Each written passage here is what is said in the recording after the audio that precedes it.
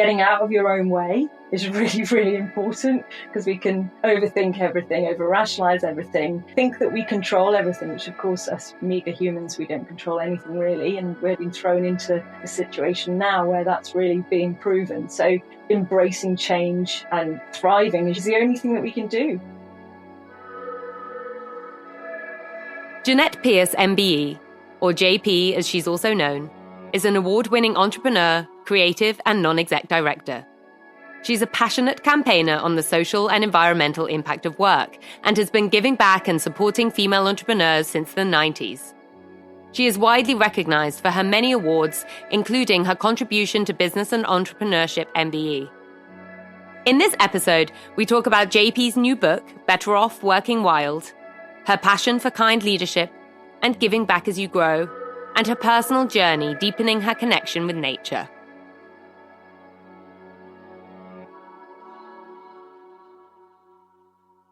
You're listening to Going Conscious, the podcast where we discover new ways to live a more conscious life of fulfillment and freedom. Each week, I speak with entrepreneurs, academics, and changemakers who have made big transformations, left unfulfilling lives behind, and found meaning in this new world where purpose drives success. Let's get inspired to live our unique journeys to the fullest. Let's explore the impact we want to make and deepen our understanding of ourselves, each other, and this beautiful world around us. Live your freedom. I'm your host, Nickitrot. I'm excited to bring you this episode with JP. We always have so much to talk about as we discover many synergies in how we view work and life. I'm inspired by how her business success and conscious approach exist in harmony. In this episode, we talk about how to create a different kind of business that can help you, others, and the planet all be better off. How to leap from security into the unknown.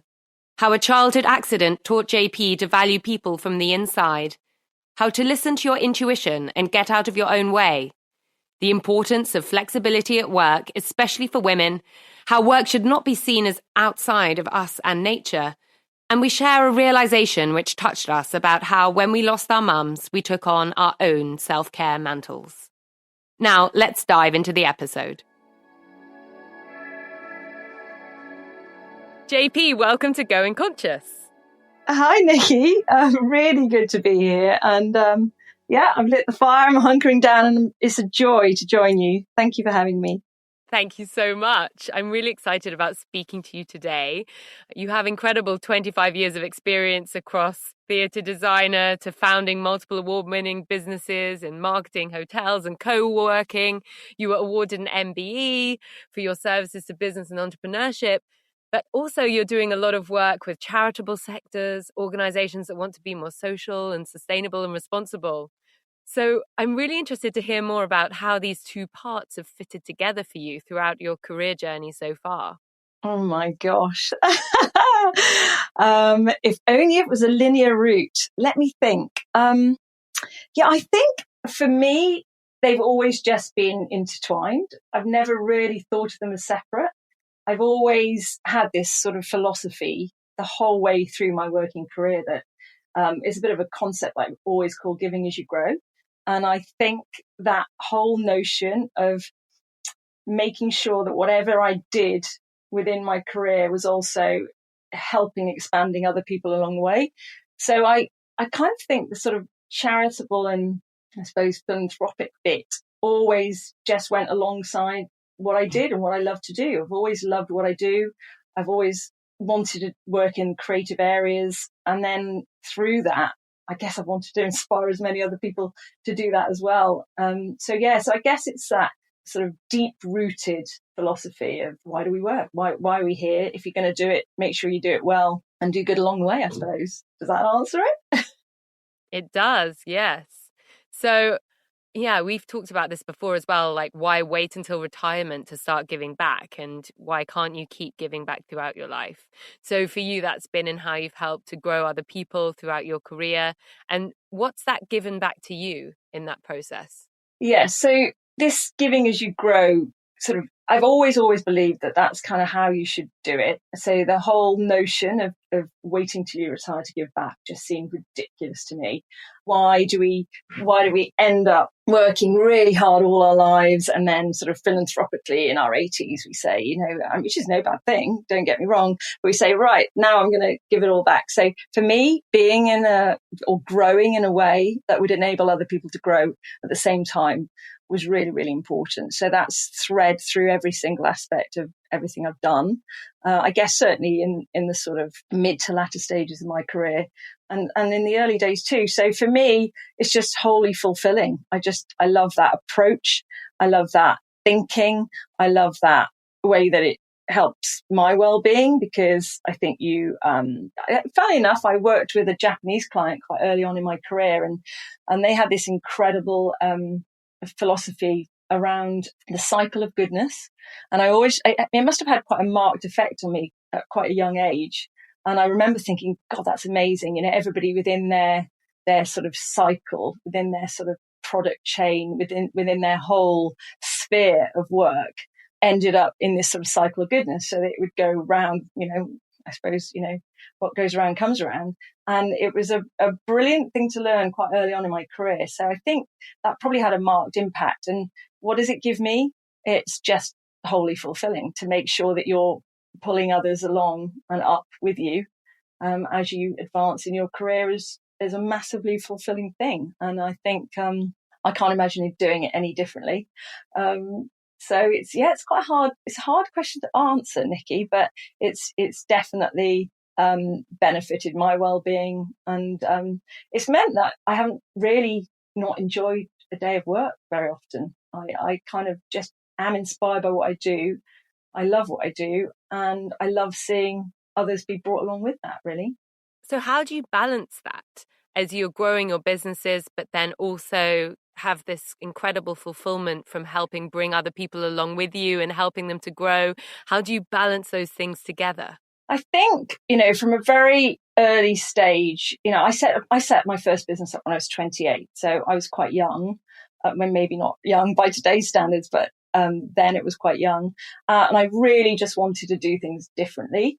I really wanted to make sure that everybody within what was then an agency, a design hub, had a say. I'd been kind of, by that point, throwing myself a lot into working within other studios and felt I could do things slightly differently. So I think I kind of didn't have the balance when I was working those larger organizations. So I really felt that I could maybe find that balance if I set the culture and the tone and behaviors myself. So I started JPC, which is a brand strategy agency, in 1998. That's now 22 years old, or whatever we are, wherever we are, whatever year we are. And that was an agency that, really just helped businesses to promote their brands in a more simple, more human way. And I built that, I suppose, from, really thinking about the sort of grassroots up, thinking about everybody within that business, the designers having as much say as the account team, and vice versa.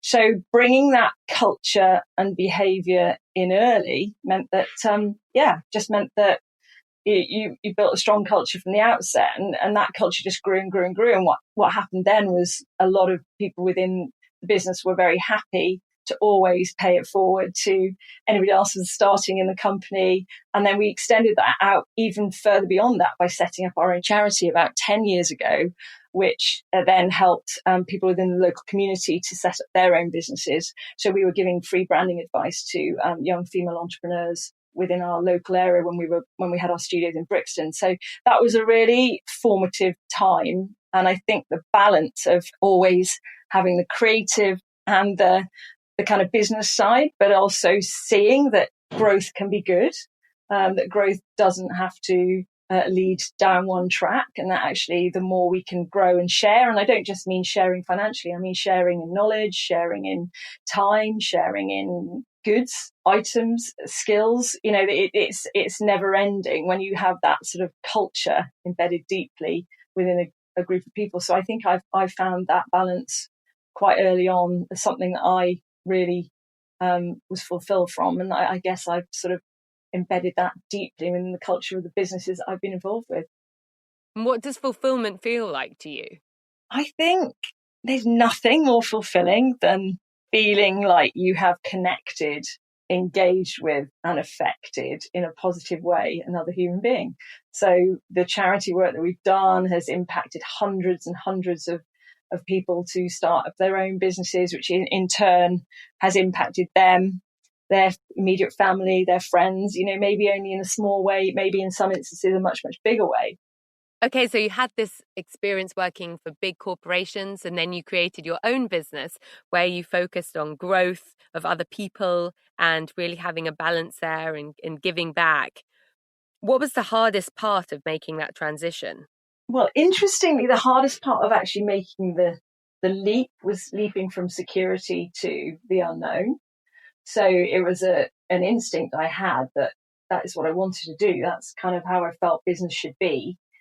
But it doesn't necessarily mean that it was tried and tested and it was a given. So I think the hardest bit was actually kind of leaving what would be, I suppose, now deemed as a very comfortable, reliable job where I kind of knew I was going to be paid every month, and then taking this leap of faith, I guess, into setting up my own business. And it is often the piece of advice I most give people, bizarrely, I'm thinking about it. When I'm mentoring other people, I tend to always say, jump and the net will appear. And it kind of just does always, if you're brave enough. And bizarrely, bravery has become one of our core values at a number of the businesses that I run or that I help now. So it was taking that leap of faith. It was actually just going for it.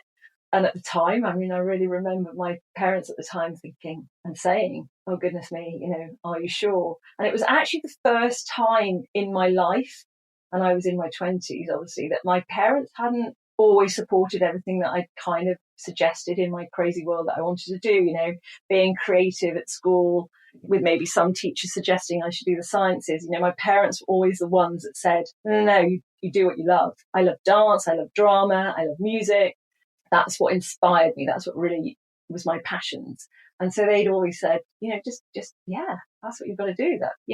So I was always encouraged to go and explore what I loved. I then ended up going into theatre design and was fortunate enough to do a degree in theatre and performing arts. It was a real joy to be doing what I loved. So I guess when I ended up in the world of work, as much as I was loving working in these bigger organizations for a short period of time, I definitely knew that taking that leap of faith was something I would eventually do. And I'd been brought up in a fairly brave entrepreneurial kind of background, in the sense that my parents had always worked for themselves. They'd all be hard workers and they'd work for themselves. So for me, it was a natural step. So the kind of move from that, it was the biggest thing.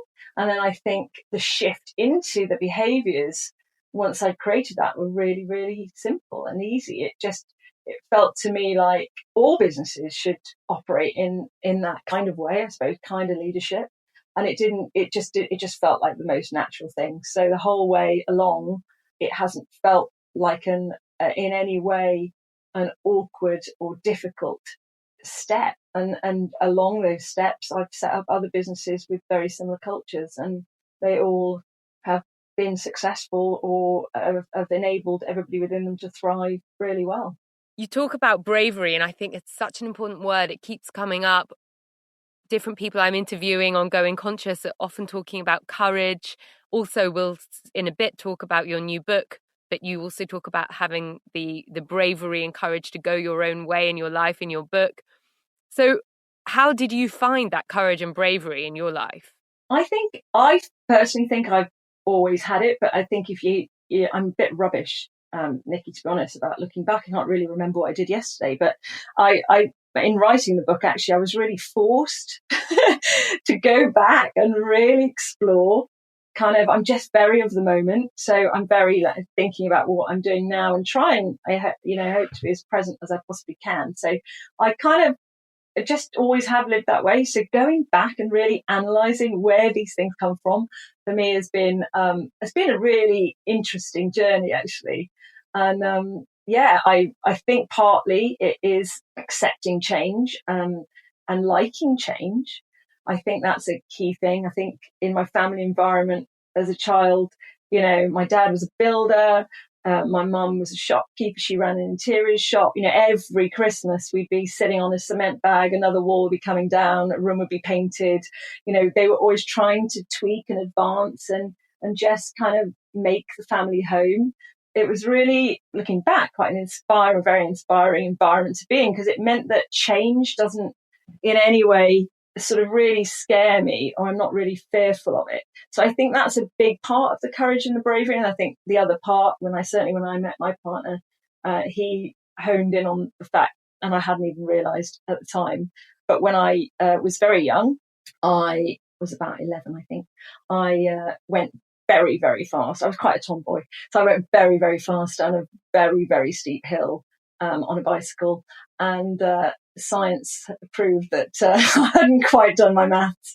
And so I ended up having what was effectively a pretty monumental or seismic shift in my life then. I did end up sort of digging up most of the road and ended up with a handlebar sort of through my side. So I was effectively lying there, having a near-death experience, and luckily I hadn't punctured the femoral artery in my groin, and I was actually bleeding a lot, but not bleeding to death, thankfully. I feel that was probably a moment where I learned an awful lot. So courage was probably born from that moment forwards, maybe. I also ended up having dug the road up with my face with quite a lot of scars on my face. So growing into your teenage years in that situation meant that school could be a bit challenging, and certain individuals could be a bit challenging. So really, really early lesson I learned was to really value people from the inside, and to not take things as face value. And they were good, strong lessons to learn at a young age. And that, I think, is probably the nub of where a lot of the bravery comes from, I think. And I use bravery, bravery means different things to different people. I'm just, I suppose I seized life more from that moment. Let's put it that way. That's an incredible story. And I completely agree with you where you highlight this fear of change as being something which people often find in their way. And that's something I work on a lot with my coaching clients. And you're completely right. I also thrive in change. I just always have, and actually love change. And it makes taking big steps and transforming things so much easier. I think it's so important to help spread that to others and help people realize. And something I love to do is ask, what's the worst that could happen if you do it? And I think when you face that, you realize actually it's not that bad.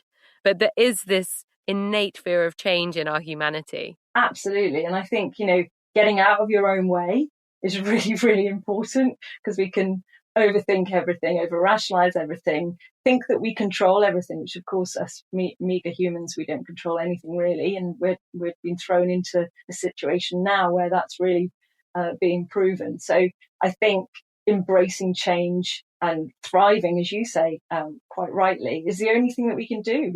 Learning, keep changing, keep evolving, because otherwise we're sort of standing still and wasting all that potential. People have so much potential, and we all have a gift. We all have something to give. We all have something to add value, and not being quite brave enough to just give it a go. Like you say, what's the worst thing that can happen? I love it. So you've moved through so many businesses and projects throughout your career. And I'm wondering, how do you feel you know what the right thing is to do next? How have you made those decisions and leaps and changes and steps? Oh, it's got to be the gut. Gut instinct. I've made lots of mistakes. I've made lots of good decisions, but I think it's not dwelling on anything if it doesn't go 100% exactly as you'd hope it would go. And I think it's just following your instinct. I think there's a German word, Gesfiction, I think it's called, where we always use this at some of the teams that I work in, that, it's that feeling in your fingertips or that pit of your stomach, or, the hairs on the back of your neck. And it's going with that goosebumpy feeling and knowing that you're onto something exciting. You're onto something that is potentially really, really transformational, or it can really make a difference to your life, or it's really going to be empowering. And just getting a sense or a taste of that is enough for me. I'm then ready to explore it, or to really listen to it and tune into it. And I think that ignoring our gut, and it's a powerful thing. And scientifically we're proving that more and more.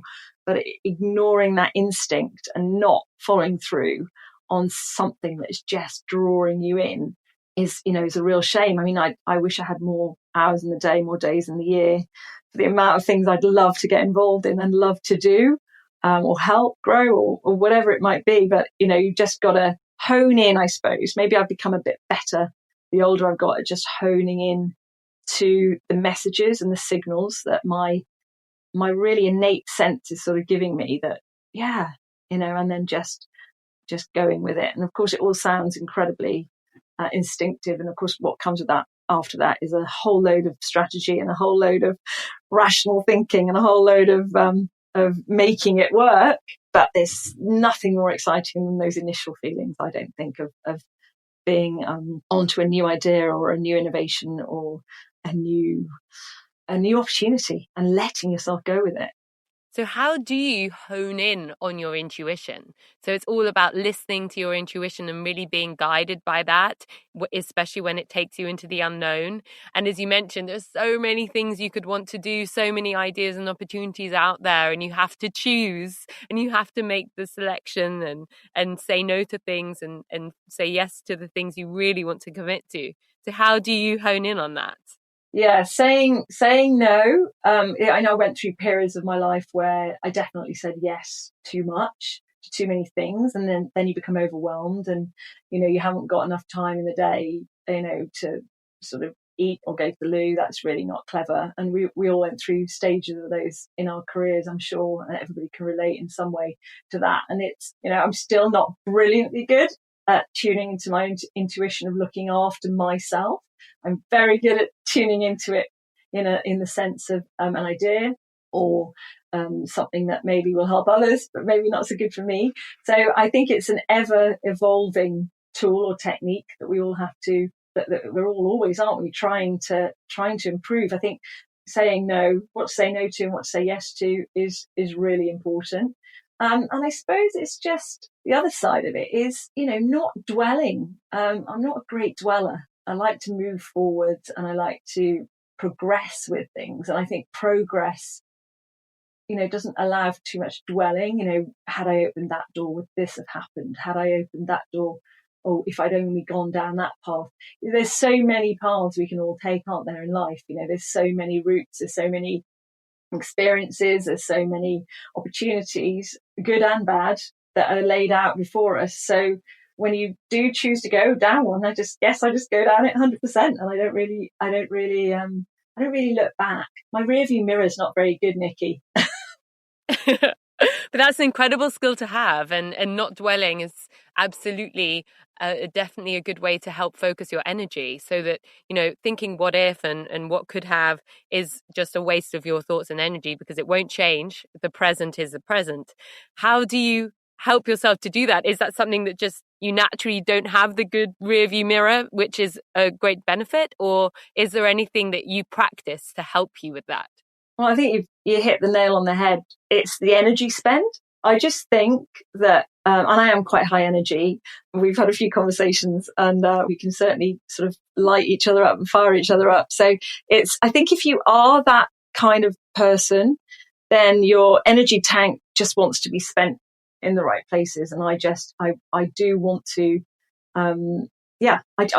I don't think I've even got a rear view mirror. I mean, honestly, I find it difficult to reflect, and that's not necessarily a great thing, because of course there's so many great things that have happened in the past, and it doesn't mean I don't think I carry them with me. I just don't think I really dwell on them. So do I practice anything? What do I practice? I practice, a degree of breathing and meditation. So I'm a really, really early riser. So I went to an event once, and somebody gave me, after the event, we were chatting, and she said, "Oh, you practice the miracle morning." And I said, "I do," because we were talking about how early I rise and what I do in the morning, what my morning routine is.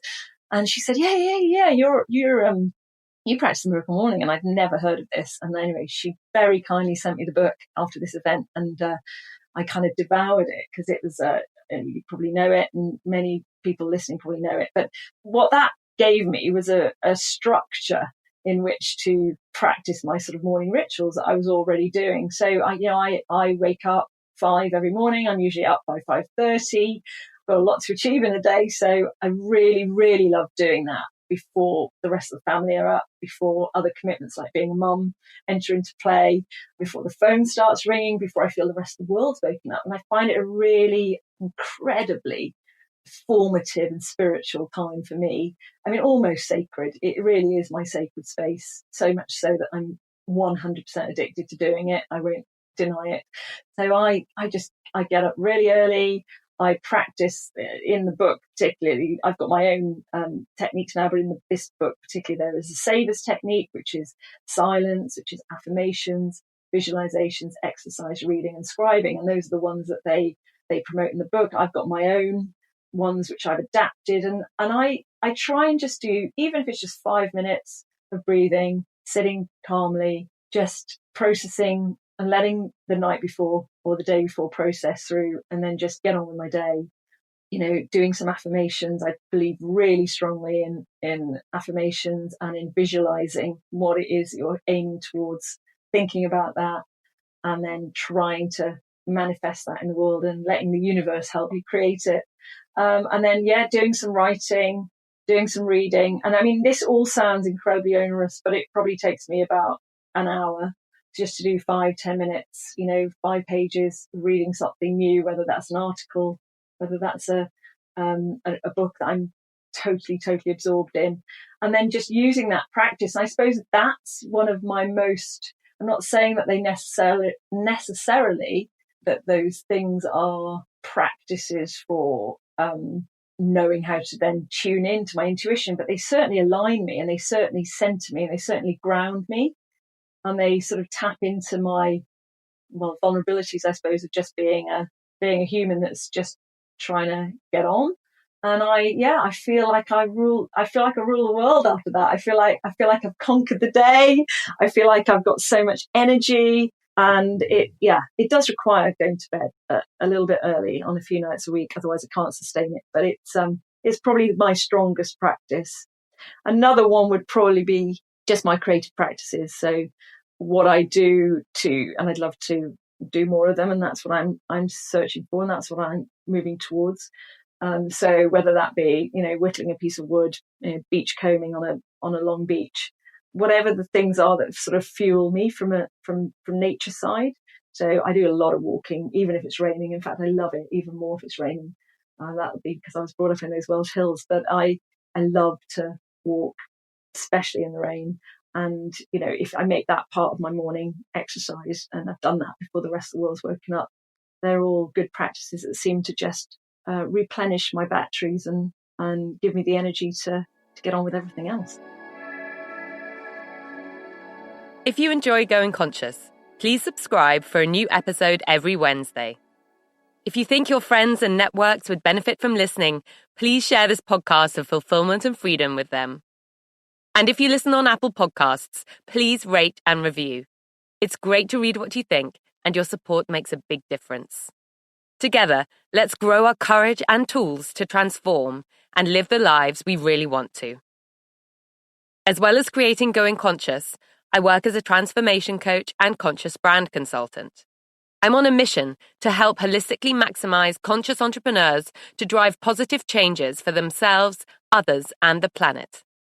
I can help you to transition and level up personally, and I can help your brand grow and make a bigger impact.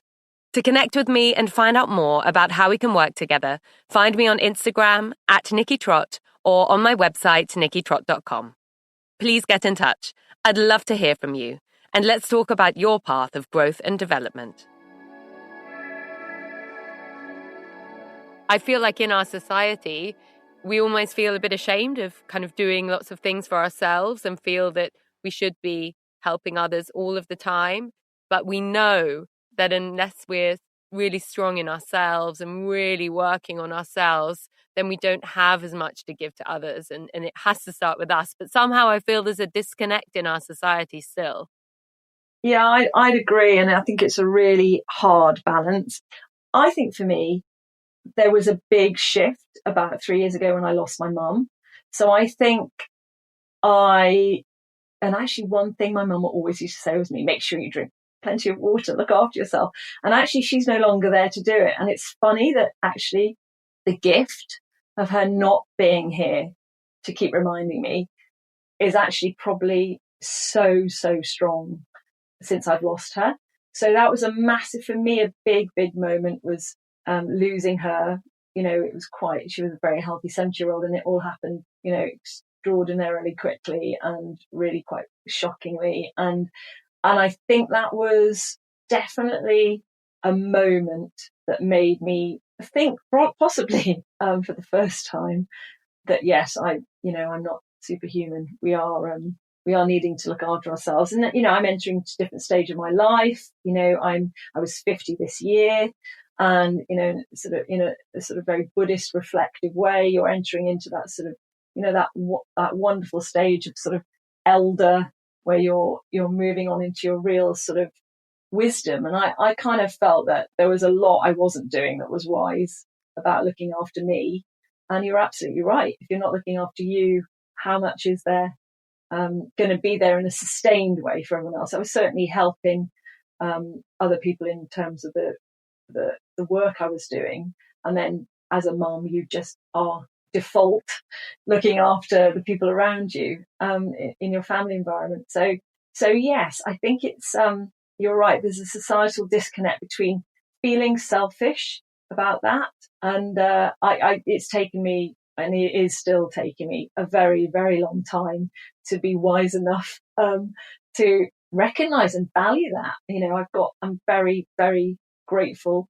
I have loving family very near me. I have an amazing network of friends who constantly remind me to look after myself. But it's funny. I think as society, we have worn the busy badge for a long time. It came with a great deal of pride, didn't it? That busy badge. For a long time, it was, you know, if you're really busy and you're working long hours, and actually that breeds success. When in actual fact, ever more so now in the midst of the pandemic, hurrah, at long last, we're all talking about, you know, looking after ourselves, ensuring that we can be resilient enough to deal with the changes that are going on at the moment. So I do think that societally we're hopefully dropping a lot of that old baggage of busying about business and about all the other stuff, and actually putting wellness right at the forefront of what we're doing. And funnily enough, you know, it's taken me a while to appreciate that. It's taken me a while to value it for myself, not for the people I've employed or the people that I've helped along the way, but for my own well-being. Absolutely. Yes, I completely relate to that. As a mentor, as a coach, somehow it's so much easier to help others than to turn the lens on yourself. I think a lot of people experience that. And it's amazing hearing your reflections on losing your mum as well. And when I lost my mum 10 years ago now, I think I also realized that it was out of somehow respect to her that I would continue to look after myself in the incredible way that she had looked after me. That space was somehow opened up by losing that maternal figure, and you can decide at that moment whether you take that on yourself or whether you just disregard it. That's such a beautiful way of putting it, and so much more beautifully eloquent and succinct than I ever could. I love it. That's exactly it. It's about taking that mantle on. And I couldn't agree more, Nikki. It's that ability to, you know, the greatest gift of motherhood. And then, being able to, you're absolutely right. They're no longer there. The one person that definitely more than anybody is looking out for you. Yeah, when they're gone, it's maybe them passing the mantle, like you say. Yeah, it's a lovely way of looking at it. So I want to talk about your new book, JP. You have written with Sarah Turnbull in collaboration. You've written your book, Better Off Working Wild. And I love the title. It definitely fits what it's all about. I feel honored to be one of the first people who's had the chance to read it. And it's all about a reconnect with our deep humanity we have inside us, with the nature that's around us, with everything really, and finding the wild in our work lives. And I love how it really lays out a very clear approach as well to making you kind of personally and the natural world and your business all better off, and really bringing those things together in a very succinct way. So congratulations on an incredible book. Oh, thank you. I want to talk about the word wild to begin with. So I love your description. I'm just going to read a short quote from the book where you say, "Wild is when we're not bogged down by belongings, but focus instead on belonging to that greater whole of nature." Really powerful words, I think. And I'd love to hear more about what wild really means to you. Thank you. It's lovely hearing someone else read it out. What a joy. That's so nice. I think for me, wild is freedom, honesty, and being interconnected to our most creative self, I think. And I think that's why I consider my entire career to have been wildly free.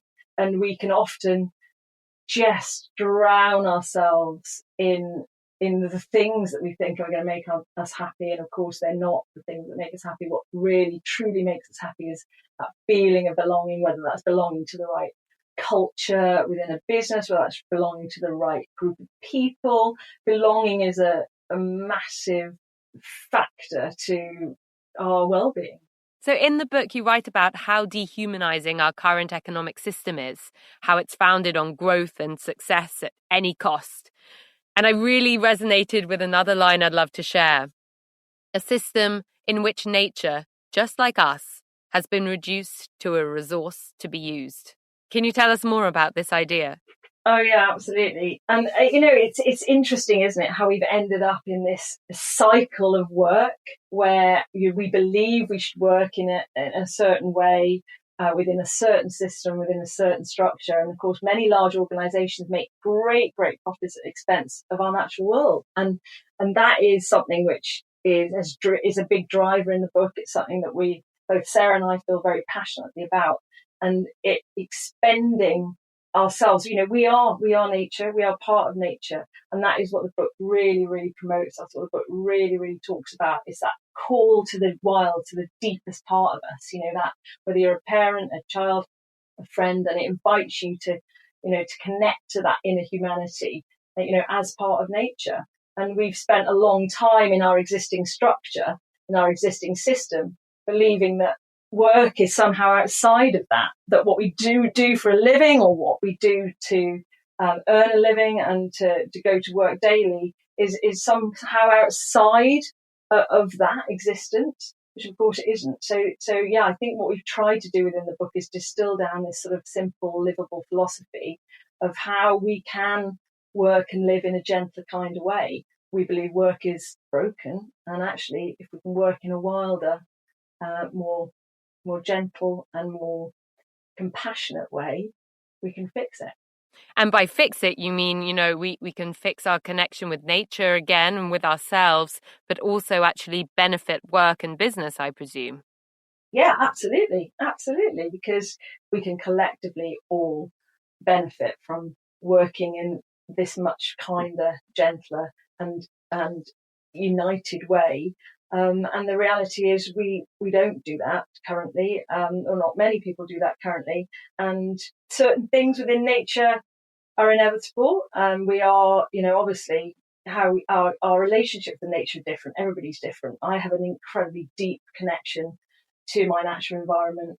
I've chosen to move from the city 3 years ago to the country. I've made steps to reconnect and to find or to enhance my natural well-being, I guess.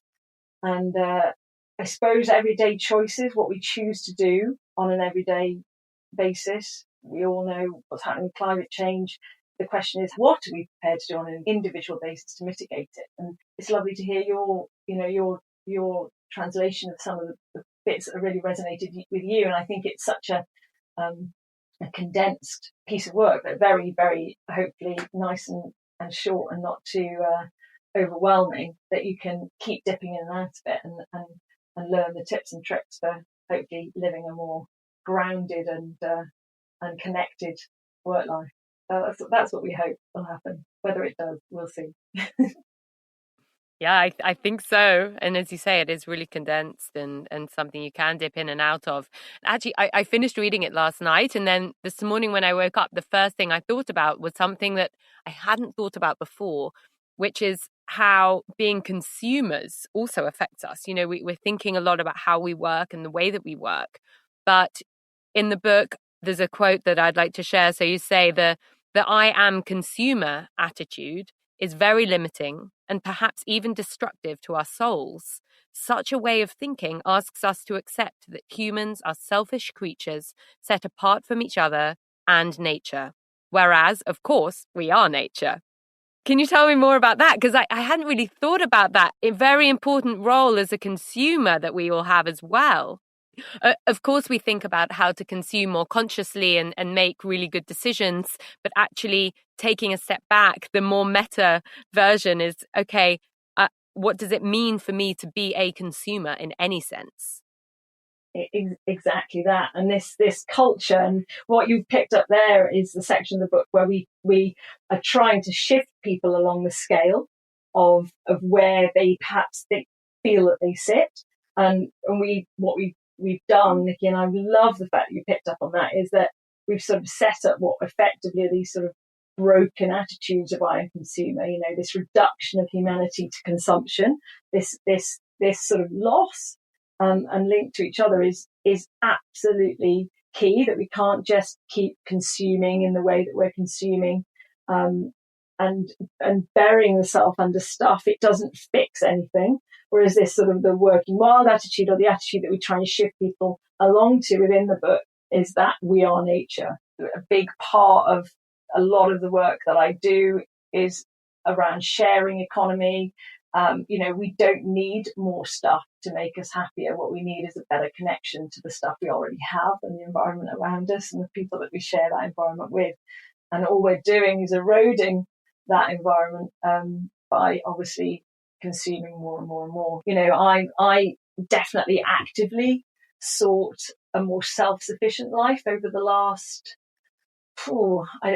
definitely within the last 5 years. I've been increasingly seeking more self-sufficiency in my own life, and that has just brought me closer and closer to nature and closer to making, I hope, the right decisions about how I choose to consume and what I choose to consume. Like you say, you know, trying to consciously choose what we buy or you know, how we do things. And then the next step of that is obviously becoming as self-sufficient as you possibly can. Yeah. And I, over the last few years, have completely changed my consumption as well and really consume as little as possible. But I realized that this is not just about things, it's also about experiences. It's about a whole mindset. And even if it's something that does no damage at all and it's purely experience based, or also if it's something that you need, a basic need, some organic vegan food, it's still a consumption position and we are still so disconnected. And I think that that's been a real eye-opener for me. And I love hearing about how this realization, this understanding has driven you more and more towards self-sufficiency. So what does that mean for you then? What's self-sufficiency looking like for you now? Yeah, I think the journey towards being more and more self-sufficient is, oh God, it's such a joy of once you do get into that mentality of enough is enough, and you do get into that mentality of, you know, we are nature and less I am consumer, as we spoke about in the book. I think you're on an amazing journey you're trying to make the conscious decisions as much as you possibly can and in as best a way as you possibly can. And I don't pretend to be an expert at it at all, but the way I do it is to just take it down to basic needs of, you know, food, water, shelter, you know, etc. And I kind of look at what I feel that benefits or enhances my life and those around me. So, you know, I just do simple things, and I eat according to the seasons. I buy locally or organically. But that wasn't enough. I was finding that actually was great, but was I actually having as much impact as I wanted to? And then that's when I took on my allotment, and that's hopefully by the end of next year or by next season, I'll be fully feeding my family. And this sort of power and desire to want to create my own homestead, I suppose. But at the minute, my biggest most exciting part of all of that is to be rewilding and renovating a small little cottage, little bungalow that we bought 6 years ago. And that's been a big project of trying to just work out the most sustainable kind of lifestyle that we can create around the renovation and the rewilding of that small little piece of land. Sarah and I strongly believe that we can all live the good life. Why can't we all have a bit of the good life? And, even when I was living in my flat in London, I, would still grow vegetables on my tiny little outside balcony. And, we can all do our bit towards it in whatever way. And I just feel, really energized by the thought of moving along that track as much as I possibly can. So, without becoming without preaching to anyone else about their choices that they make, we're all at a different stage of the evolution or the journey. And obviously I'm fortunate enough that I can work wild, I can work remotely and fairly flexibly. And I think flexibility has been a massive driver for me. And actually, funnily enough, most of the women that I've tended to mentor over the years, I've always somehow come back to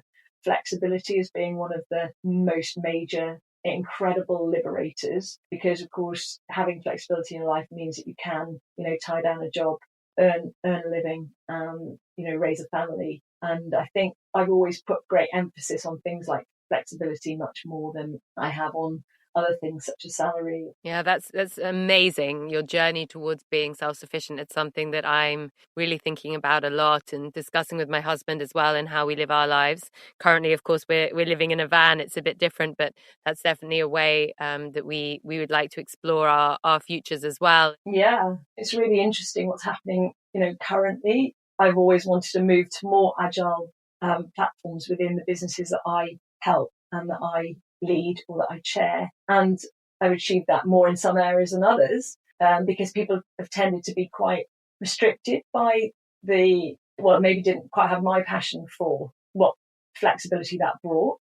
And then it's interesting now with the pandemic, how having had that situation forced upon people, maybe we don't need an office. Maybe we don't need to go back into the office. Maybe I actually really do enjoy being at home. I really get to see a lot more of my son or my daughter. We were hurting towards self-destruction in so many ways as a human race that, I see the pandemic, I see so much that is an opportunity. It's a pause button that we've needed. It's a reset, it's a recalibrate, it's whatever words we want to put on it. But I do believe that this reset can lead us towards a better way of living and being, and we can be better off, and we can be better off in so many ways, not just financially, but better off in spirit and soul, in richness of life, in community, in experiences, which you mentioned. There are so many ways we can be better off that aren't purely this narrow definition of success, this narrow definition of what it is to be successful. And so you clearly have very much moved past the traditional or narrow definition of success. And success now to you means flexibility. Is there anything else that you'd like to elaborate on what personal success means to you now? And I'm also wondering if this has changed for you since when you started your career. I think it's shifted. I think when you're younger, maybe there is more ego. We do touch on this in the book. I think the ego is that's the danger. And I think the minute you can put the ego to one side and think the minute the ego doesn't rear up so much, you can make choices that are better for everyone, better for you, better for everyone. And that's why I'm such a keen promoter of kind leadership. It is that you can be strong in leadership, but you can also be kind. They're not mutually exclusive. You can lead with real gravitas and real energy, and you can be a formidable leader, I believe, but you can be a kind leader and a compassionate leader, and you can bring people along with you. The minute the ego steps into play, sadly, what we have is a scenario where we're sort of dealing quite a lot with the sort of toddler self in a work environment, and that's not a healthy place to be, and we've all been there. And treading around the ego takes up a lot of energy. And as we come to the end of our chat today, is there a key takeaway or message from our conversation you'd like to share? We've covered so much, Nikki. I mean, it literally, we've gone over so much ground, haven't we? I think do what you love what you do. Why live your legacy now? Why wait? Why not live your legacy now? Why wait till you retire? Keep learning and connect to nature. I think that's those are the fundamental ones. And I think finding what your better off looks like, being rich, getting to the end of your life and being, I used to call it, I did a speech once and I called it social credit, and how amazing it would be that when we depart this world, we don't depart this world sort of drenched in the more of life and all the things that we had, but we leave it rich in the knowledge that we've made rich connections, we've lived with care and compassion, that we've been rich in giving. Yeah, I think working out what better off looks like for you is probably a core theme that has resonated throughout, hopefully, and has resonated, I hope, in the conversations we've had before, certainly with you, I know.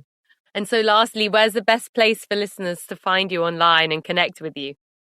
Wow. I'm in a few places. I'm kind of a non-exec quite a few companies, and so I think probably the best way to find me is on LinkedIn, because that's where I'm having most of my lovely conversations with lovely people that are sort of reaching out. Sounds great. Thank you so much. Oh, you're really welcome, Nikki. Thank you. To me, JP really embodies my strong belief that by connecting with yourself, that means with your intuition and nature, you unlock your gifts and make the positive impact on the world that you're meant to. This means developing yourself personally, which drives your fulfillment, flexibility, and freedom in your life and work, but also helps to raise the collective consciousness of humanity as a whole. I'm sure you'll enjoy JP's new book, Better Off Working Wild, as much as I did. The old view of success, coming from using up the planet as a resource, means to abandon yourself and separate yourself from nature. Many people around the world are waking up to this, despite or maybe because of what's happening in the world this year. Are you changing the way you want to live? If you needed to, I hope you're finding your ways to drop the busy badge, as JP calls it. We've spent so long being too busy to connect and break through our fears. JP told us about the benefits she gets from her morning routine, and a personal and conscious start to the day is something that comes up again and again with my guests and clients as a key tool in their growth. It was a special moment for me when together we came to the realization that when we lost our mums, we fully took on our own self-care mantle. Grief must be lived through, but at the same time, our mindset is our choice and can transform our experiences. Death is as certain as life, yet our society is completely death-phobic. When we lose our mums, the gifts they give us never stop coming.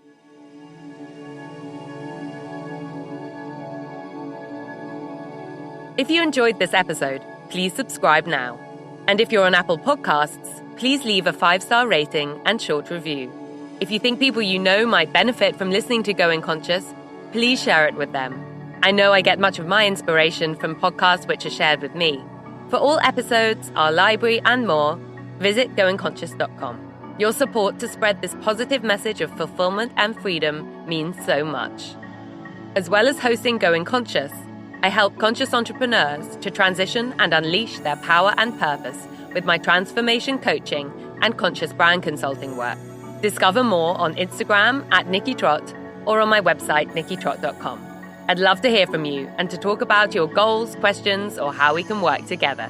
And if I don't hear from you before then, see you next Wednesday on the next episode of Going Conscious. As always, live your freedom.